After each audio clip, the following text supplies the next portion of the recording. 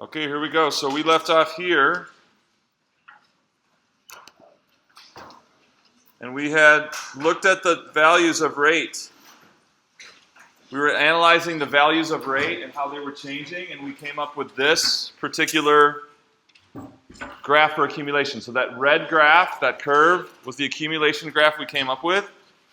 And so let's just, now that we see the graph, let's kind of ask questions in reverse now. Let's ask some questions about the graph that we have.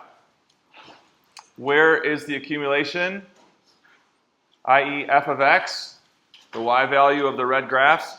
Where is it where is it decreasing? So for what x values is it decreasing? And how do you know? And there's actually two ways you could conclude that. There's two ways you can conclude that the red accumulation function is decreasing. So talk to the person next to you. For what x values is it decreasing? And what are the two different ways that you could identify that? Go.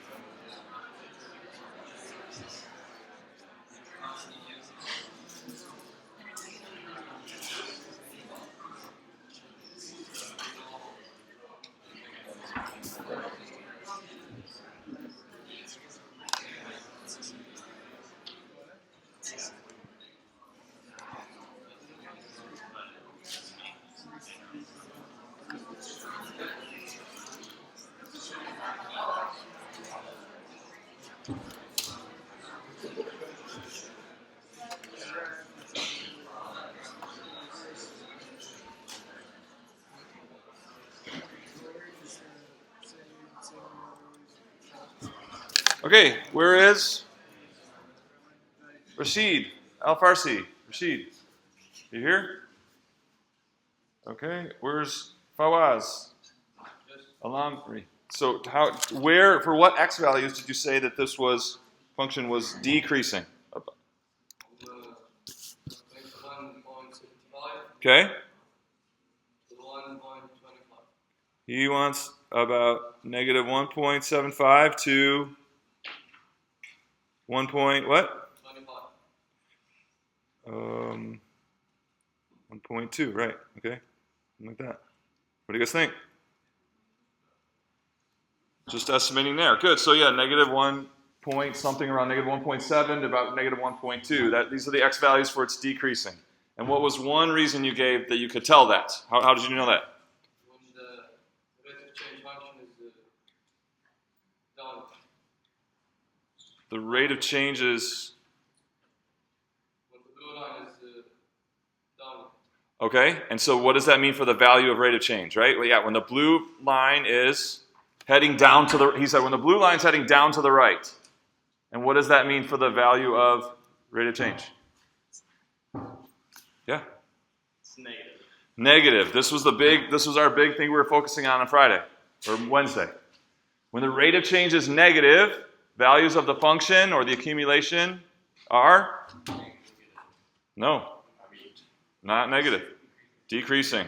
So here f is decreasing. And one way we know that is that r is negative, less than 0. Okay? What's another way we can see that f is decreasing rather than r is less than 0? Where's Mara? Shabazz. Mara here? Okay, noted. Jonathan. Kimkoff. Jonathan K. Josh Rakota. Josh.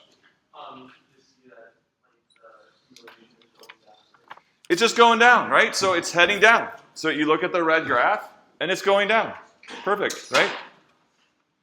So f is decreasing. So the red graph is heading downward, and then we also know the rate is negative. The rate is negative. Okay? So now I want to ask, Where is the rate of change decreasing? Where is the rate of change decreasing? And so, before I let you loose on that, there's two ways. So when we look at rate of change, we want to think about two ways values can decrease. What are two different ways that values can decrease? If they're positive, then Aiden. Okay, so if they're positive, they become less positive, right? That's one way that values can decrease. What's the other way that values can decrease? What's that? If they're negative, they're going to get less negative or more negative? More negative, right? So values decrease when they get less positive or more negative. These are the two cases you're looking for the rate. Okay? Go. So for what values of x is the rate decreasing? Meaning the rate is getting less positive or more negative? Go.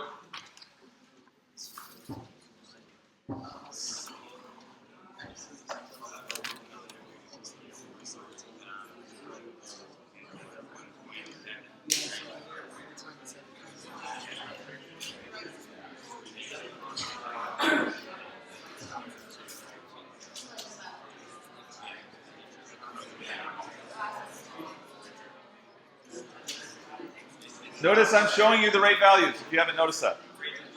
The rate values are shown.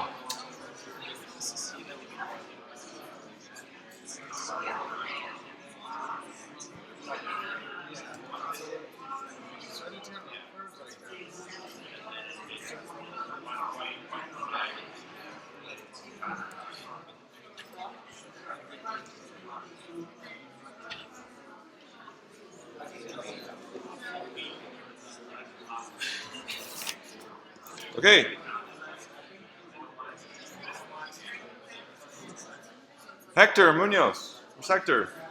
Hector, tell me.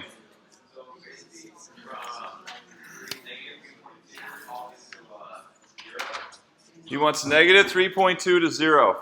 Agree with that? Okay? Keep talking. Keep going. So why are you saying that? Oh, because R length is getting less positive, then it's getting more negative. Then with it's 0, it starts getting less negative and more positive. That was awesome. Did you hear that? So starting from the left-hand side here, about negative 3.2, values of R are doing what? They're getting, watch it, ready? Coming up here. Values of R get, and you watch the blue line and watch the values of R. They get less positive. See this? And they're getting 6, 5, 4, 3, 2, 1, 0. And now we're heading down, and the values of R are getting more negative. So he nailed it. So from here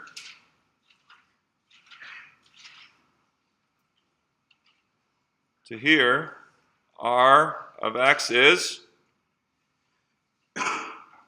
decreasing. So when R is negative, that means that the accumulation is decreasing. But when R is decreasing, that means it's getting, right, less positive or more negative. And so when R of x is decreasing, what does that mean for the accumulation function then? What can we conclude? What's happening to the accumulation function as x changes? Yeah. When R of x is going to be decreasing, the accumulation is going to be concave down as far as the graph. Okay, yeah, so in thinking about x increasing through these values, what is the graph doing? The graph of f is, it's like turning, right? How is it turning? Down, right? When it's heading up, it's turning down. And when it's heading down, it's turning down. So f is going up, f is turning down. And then f is going down, and it's still turning down. Do you see that? So for this whole thing where R is decreasing, f of x, f turns down. When you watch these, here we go, ready? Watch it. Can you see that f is turning down here? Do you see that? F is turning down. And you see that it's still turning down? That's the connection we have between the rate of the rates and the original function, the accumulation function. Okay? And so then what about over here? What's the rate doing? The rate is getting, watch the numbers. Here we go. Ready? Watch the numbers. From about 0. Here we go. -6, -5, -4, -3, -2. R is getting less negative. And now 7, 8, 9, 10. More positive. But that's all what? R is doing what? The rate is increasing.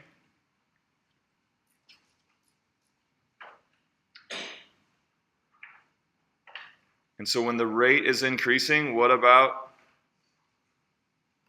do we say about the original function, the accumulation function? It turns up. It turns up, right?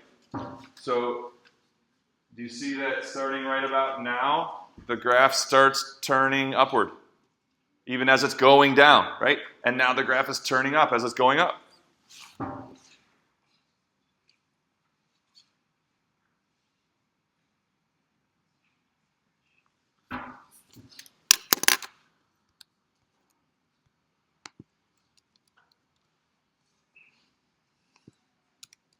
Thought I had another question down here, maybe? So this is what we said. Okay, so here.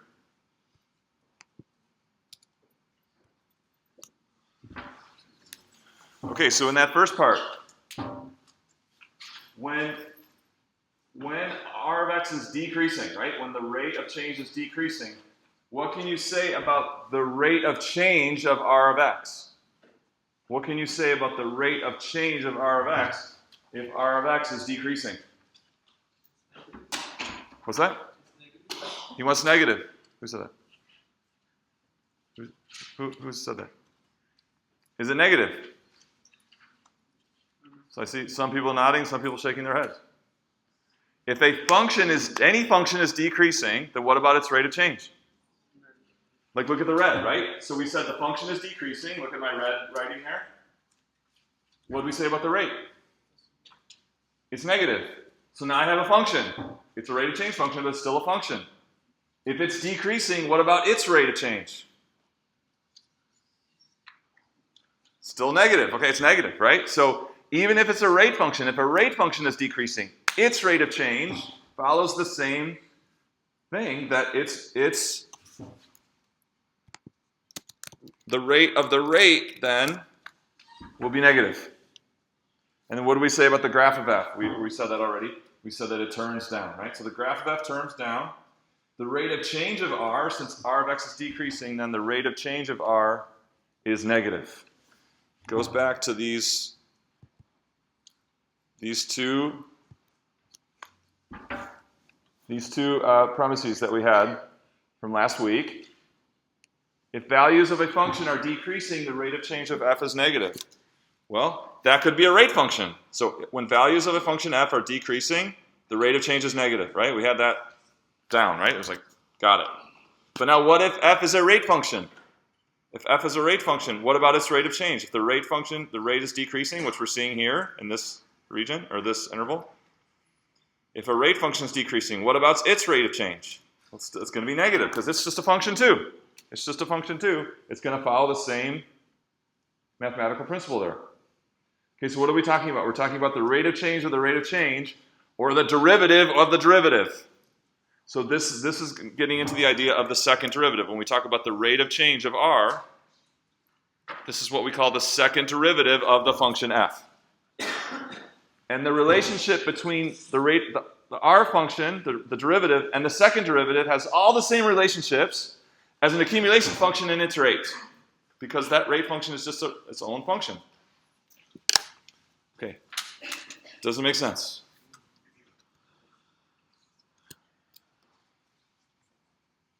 So let's look at another example here. Turn this one off.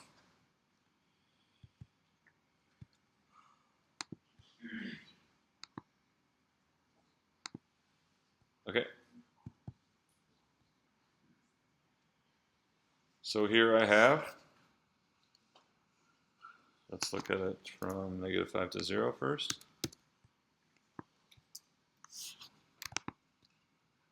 Now, what am I showing you? There's some function f, okay? R1 is the derivative of f. It's the rate of change function for f. R2 is, look, see it right there. R2 is the rate of change of R1.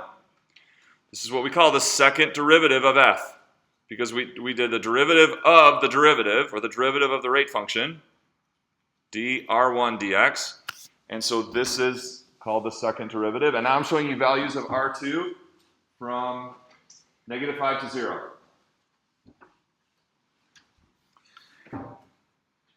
What can you conclude about R1? So looking at R2, looking at the values of R2, what can you conclude about R1? Go, talk. So answer question 1A. Question 1A.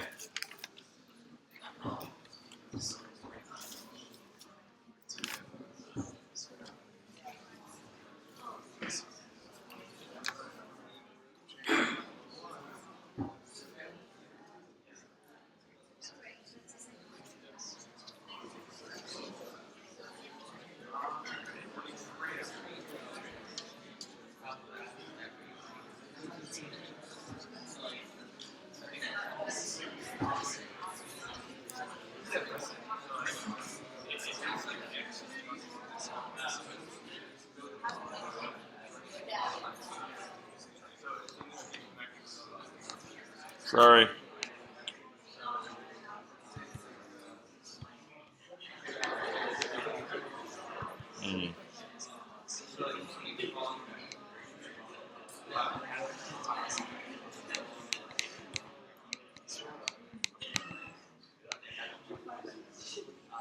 Sorry, guys. Okay, that one's just stuck, but this still works. Okay, good. All right, sorry, we're back.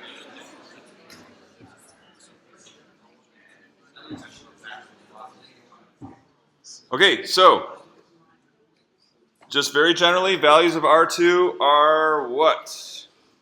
Where's Nicholas? Hawk. What did you notice about values of R2? What's this? Negative. If the values of R2 are negative, then what can you conclude about R1?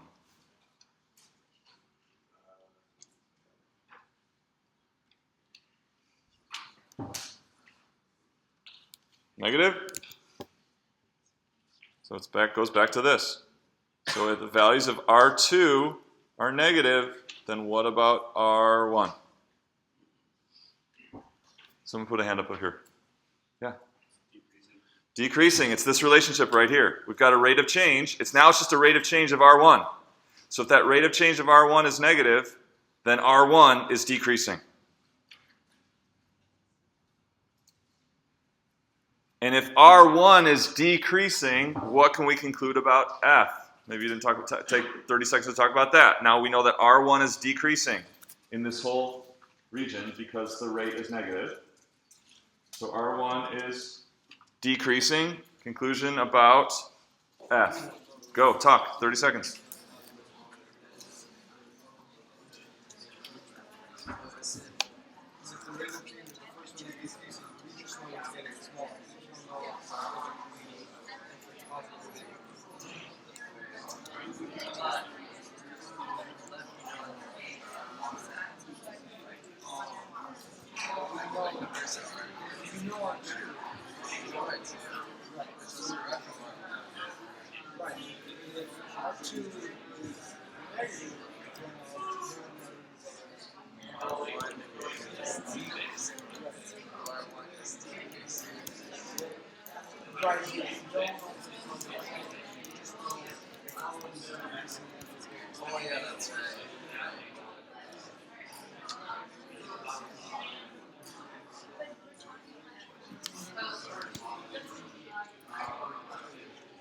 So R1 is decreasing. That means, remember, there's two ways that R1 can be decreasing. How could it be decreasing? Getting less positive or more negative.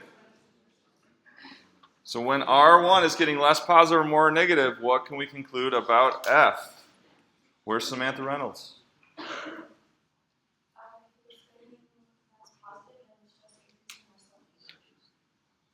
Okay. What was the conclusion again? Say it again. Okay. Okay. What about if it's getting more negative? Okay, right. So if so if R1 is getting less positive, she said, well, that would mean that F has to be increasing, or if it's getting more negative, then F would have to be decreasing.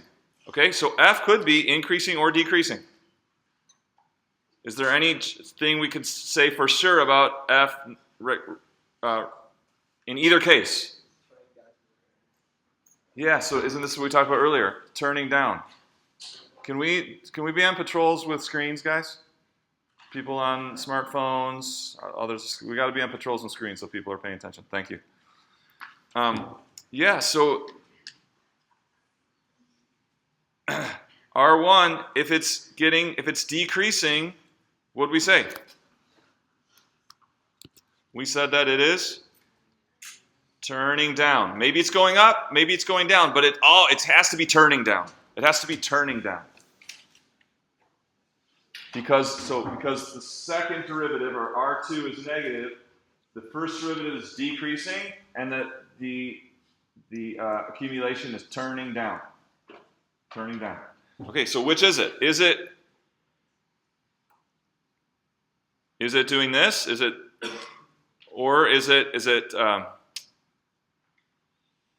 yeah, right. So is it increasing or decreasing? Can we tell? Do we know? Can we tell?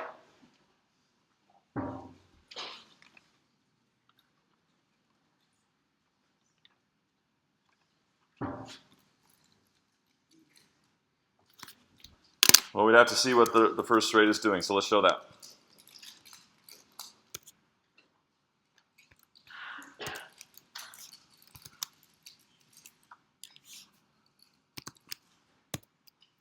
Okay, so watch it again.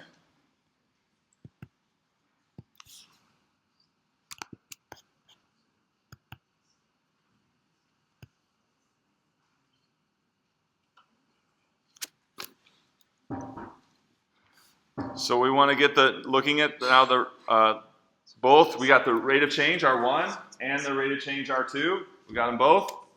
And we want to conclude. What exactly is happening with F? What does F look like? Go, figure it out, 30 seconds.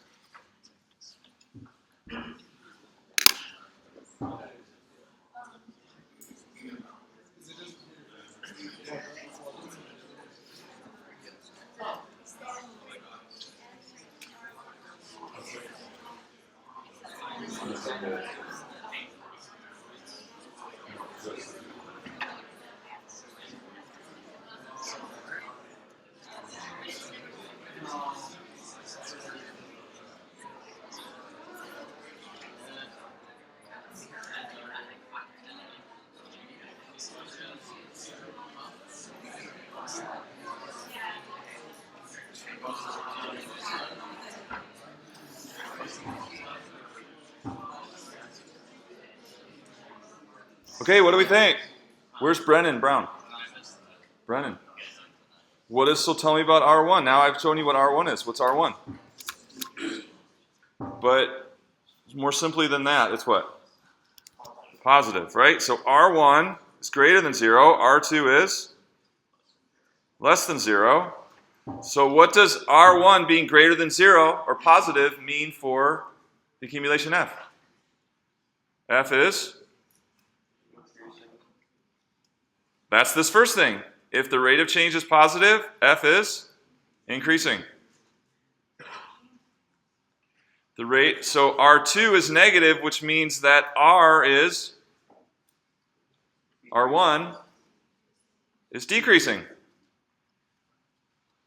It all goes back to this, but now we've got two layers, right? We've got two layers. You can think of R1 and R2 in a relationship that follows this principle as well. So when R2 is negative, R is decreasing. When R1 is positive, F is increasing. So what does that look like? F is increasing and its rate is decreasing, or it's what? It's turning down. So draw it with your finger. Draw it with your finger. This is the case where f is increasing, it's going up, but the rate is decreasing, so it's bending down or turning down. Okay? Now let's look at the other. So in this region here, from like -5 to 0, we expect f to what? Look like this. And we don't know. Do we know if it's? We don't know if it's down here. We don't know anything about a value of f. So it could be all down below the x-axis. It could be crossing the x-axis. It could be up here. So I'll just draw it up here. But we do know that the general shape of f is like this. What? That's the first derivative is positive. Function is increasing. The second derivative is negative. So r is decreasing. So f is turning down. Okay, let's look at the other range here. So we'll go from 0 to 5 now.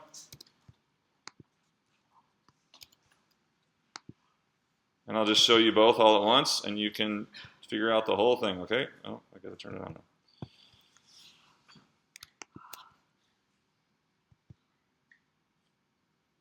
Okay, so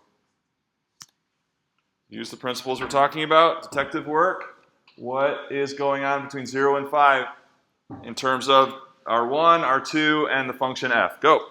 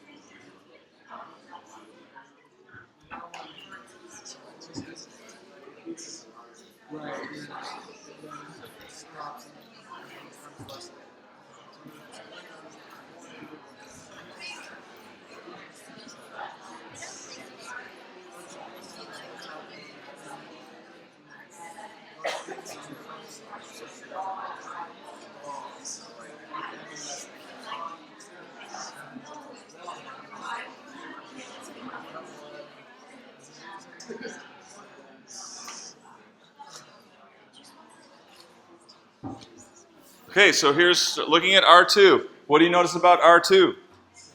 Negative. What does that tell us about R1? The fact that R2 is negative. What does so let's see here. It's Patrick Yoon. It's Patrick.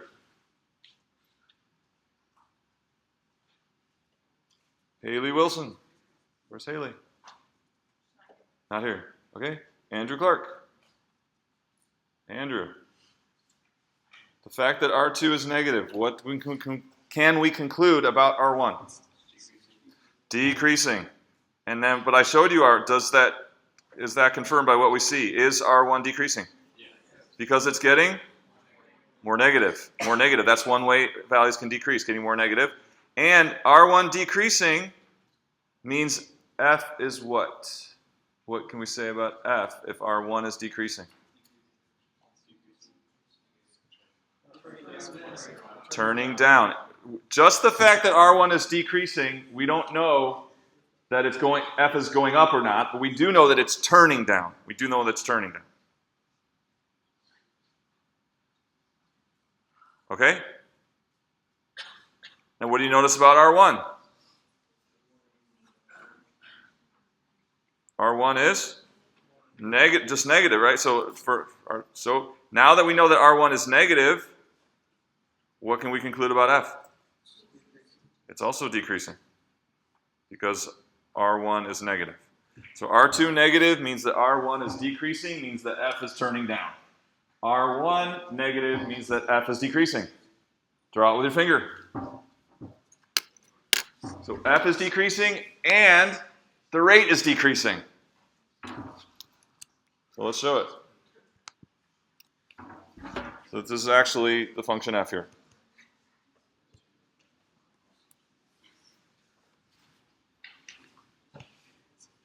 That's what we said, right? So the second derivative is always negative. This thing is always turning down. And the rate is always decreasing, right? So the fact that the second R2 is always negative means the rate is always decreasing.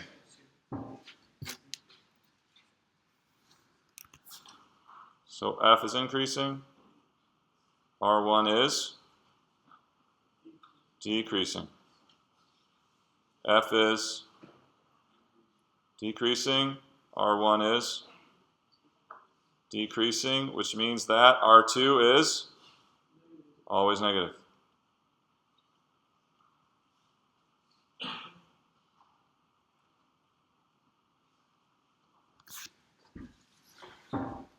Okay, any questions on that? So these very simple principles, it gets a little dicey now when we start bringing the second layer in. We bring the relationship between R1 and R2. It kind of gets confusing. Like what was easy suddenly becomes a little bit more challenging. And so what you have to do is we just keep practicing with different situations, and just kind of like you have to keep deconstructing your knowledge and building it back up again, because we know the experience that this is confusing when you're seeing it for the first time. So it's just a matter of lots of practice and lots of kind of starting over, always starting over, and it always goes back to these principles at the top. Okay, so let's summarize some things here.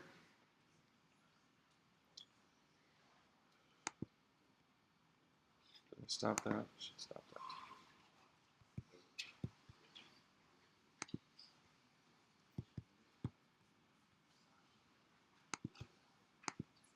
Okay, so what we're talking about now is if we take the derivative of the rate. We take the derivative of the rate or the rate of change of the rate of change. It's called the derivative of the derivative. It's called the second derivative. So all this, the mastery exam, which we were calling derivatives or rate of change functions, we qualify as first derivatives. That's what you're doing on the mastery test. You were taking first derivatives. You're finding the rate of change of a given function. That's what we call the first derivative. If you take that function, which is a function in its own right, and take the derivative of that, you've got the second derivative. Okay, so we have other notations for this. So, something that looks like a square, but it's just the notation for second derivative. You'll also see it, the f up there like that, or out to the side. Okay, but this means second derivative. So does this. Okay, this is our prime notation for second derivative is 2 primes, and then for y, 2 primes. Okay, so all these things are symbolizing the function that's the derivative of f, or the derivative of the rate of change of f. Okay, and so back to this main idea here.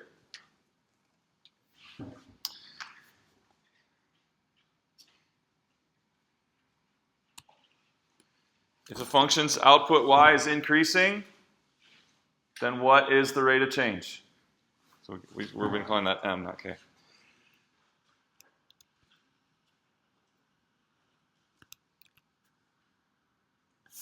What can we see? If the function's output or dependent variable y is increasing, then what can we say about the rate of change? Where's Cassidy Slater? Cassidy. Where's Omar? Awadi. Okay, I'm noting you guys. Adrian, Victor. Adrian.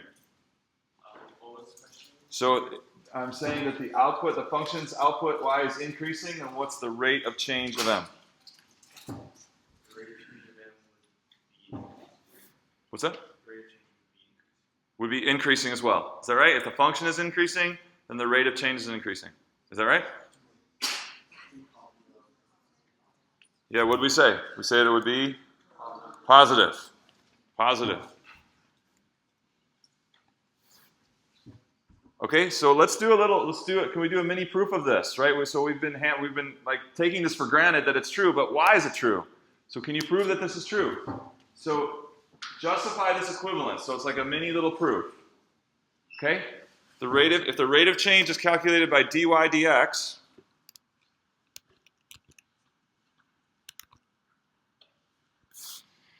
then how can we justify this? So we start with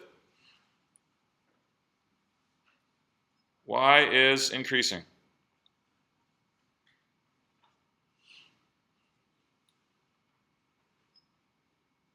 And then from that, you make a logical deduction, something that's necessarily true from the fact that y is increasing. And with a chain of deductions like that, we want to end up with that the rate of change is positive. And here's your hint. The rate of change is calculated dy dx. Can you write the proof? It's a 3-step proof, or even maybe a 2-step proof. Okay? So starting with, so given y is increasing, we make a chain of necessary conclusions or deductions we can make that are necessarily true until we can conclude in the end that the rate of change is positive. Can you do the proof? Go, try it. See if you can write the proof.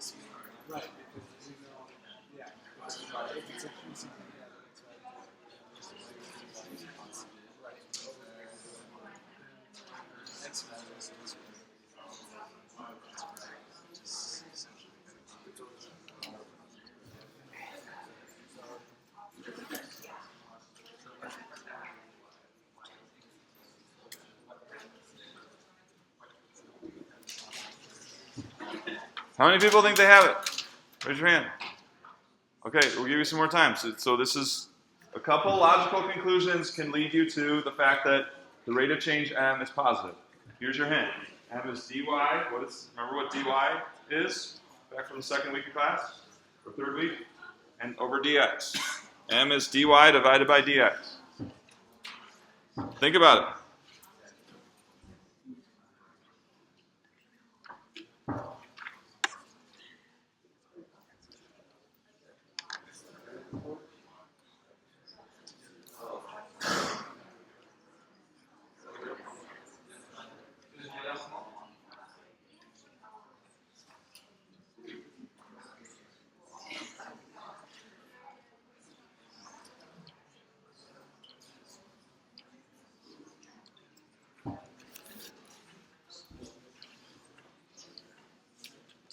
Okay, let's see how we did.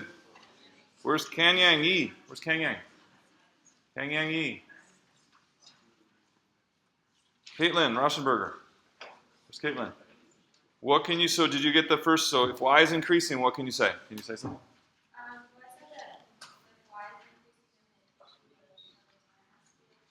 Okay.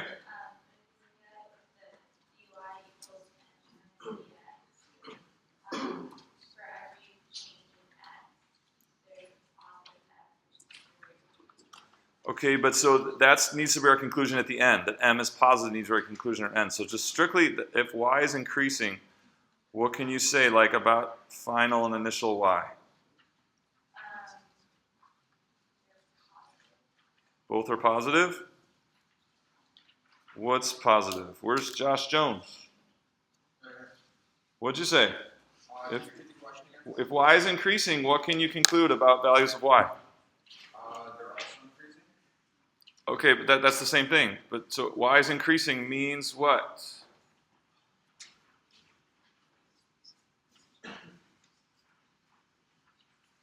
So that means we have like a starting y and a final y, and how would those? Yes, ma'am. Right. Whenever you'd had a change in y, your final would be greater than your initial y, right?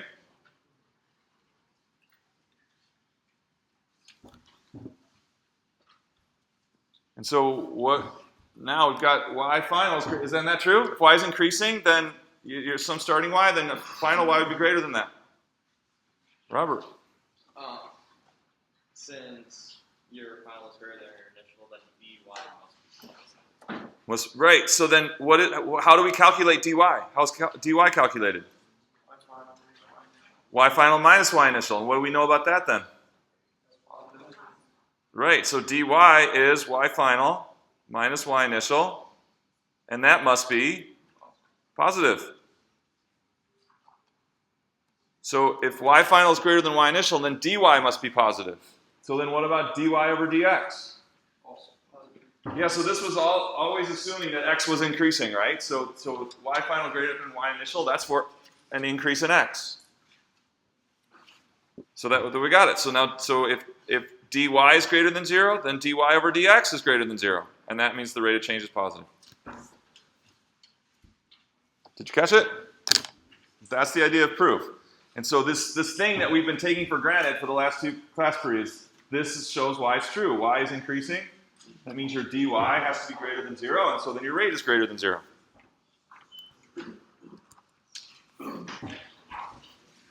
Okay, so that's a mini proof, right? So once we get to calculus and beyond, mathematics becomes a lot more about proving things, logical deduction. So we should do that sometimes. Okay. All right, so when the function's output y is decreasing, where's Zara? Hajit. There you are. Sorry if I butchered your name. So if y is decreasing, what can we say about the rate of change? M. Negative. Right. Negative. Okay, prove it. You do all that. So everyone write out a good proof. Given, so this is our given.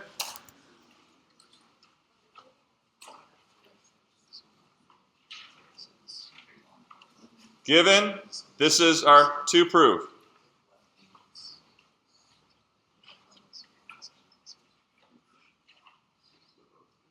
Everyone write out a good formal proof.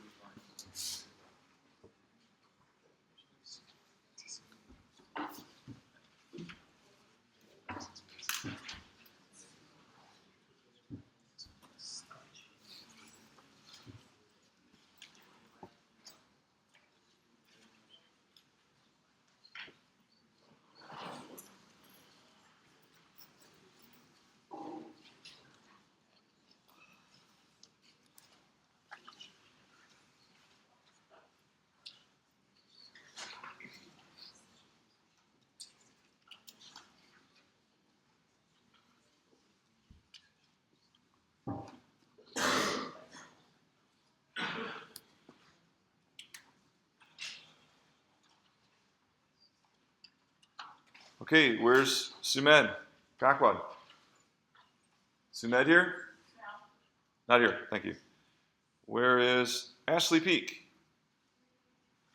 Ashley. Okay, so given that y is decreasing, Uh-huh. you know that y initial is going to be greater than y final. Okay. And then from that, we can assume that dy is going to be negative. Okay. Since dy equals y final, then y initial. Good. And then from that, we're going to do rate of change. You hear that? So it starts off with the fact, if y is decreasing, then what? Y final is? Less than y initial. And then what about y final minus y initial then? That would be dy, and that will be negative. So here's an outline of that.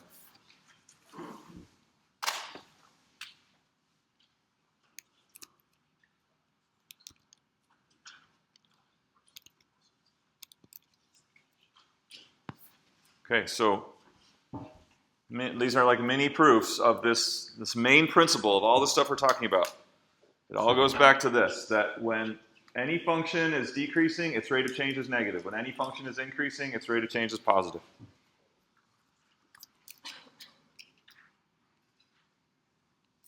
So that's what we said, right? Values of the derivative positive, values of the function increasing. Values of the function negative, decreasing. Okay? And to reiterate, it holds true for any function and its derivative. So f and its first derivative, this all holds true. But then it all holds true also if the original function you're looking at is a first derivative, its derivative is a second derivative. All these relationships hold.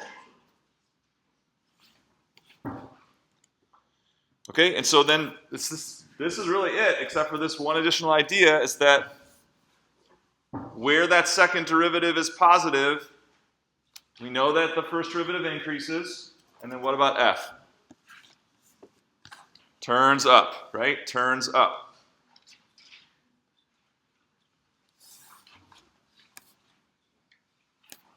How is f prime increasing in this first part? It's increasing by doing what? Less negative. F prime, you see f prime is negative, getting less negative, and then f prime is getting more positive. So there's two ways that first derivative can increase. It can get less negative or more positive. In either case, f turns up. Okay? So now what about if the second derivative is negative? Then we know the first derivative decreases, and then the function turns down, whether it's increasing or decreasing.